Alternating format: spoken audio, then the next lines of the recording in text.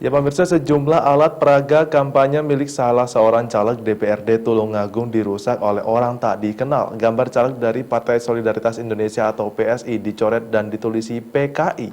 Aksi pengerusakan ini bukanlah yang pertama kali. Sebelumnya aksi serupa terjadi pada gambar caleg dan partai yang sama.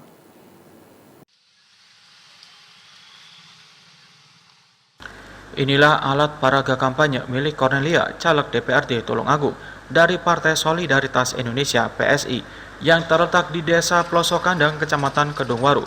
Gambar dalam banner tersebut dicoret menggunakan cat warna hitam dan ditulisi PKI oleh orang tak dikenal. Terdapat dua banner milik Cornelia yang dirusak di wilayah tersebut. Kasus perusakan ini bukan merupakan kali pertama. Bulan Desember lalu, lebih dari 5 banner milik Cornelia yang dipasang di beberapa titik dapilnya dirusak dengan motif yang sama. Pihak Bawaslu sendiri hingga saat ini mengaku belum ada laporan resmi yang dilakukan oleh Cornelia terkait perusakan alat peraga kampanye tersebut. Kasus pidana pemilu ini memang berbeda dengan pidana lain. Sesuai Undang-Undang Pemilu, pelapor harus mencantumkan nama terlapor dengan jelas. Setelah itu, pihak Bawaslu akan melakukan pengkajian dengan memanggil terlapor. Hasil kajian Bawaslu ini nantinya akan diserahkan ke Gakamdu untuk ditindaklanjuti.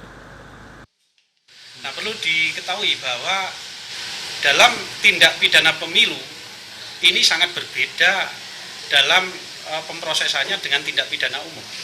Kalau tindak pidana umum itu misalnya terjadi semacam pengerusakan, itu polisi bisa langsung melakukan penindakan, mencurigai orang, misalnya langsung ditetapkan sebagai tersangka kalau itu sudah sesuai dengan bukti-bukti yang ada. Tapi di dalam Undang-Undang Pemilu, Undang-Undang Nomor 7 Tahun 2017, khususnya pasal 280 junto pasal 521 kalau salah itu kan jelas bahwa tindak pidana pemilu itu agar ini bisa dilakukan semacam penuntutan harus melalui proses pengkajian di Bawaslu. Kemudian kalau Bawaslu sudah merasa lengkap, baru kita sampaikan kepada Gakumdu. Nah, untuk bisa nyampe kepada Gakumdu, Gabungan Penegakan Hukum Terpadu yang terdiri dari di situ ada polisi dan jaksa, itu harus memenuhi syarat. Yang pertama adalah syarat formil dan yang kedua syarat material. Untuk menghindari kejadian tersebut terulang kembali, Bawaslu menghimbau kepada setiap peserta pemilu untuk memperhatikan keamanan setiap pemasangan alat peraga kampanye. Hal ini dikarenakan keamanan alat peraga kampanye juga merupakan tanggung jawab peserta pemilu.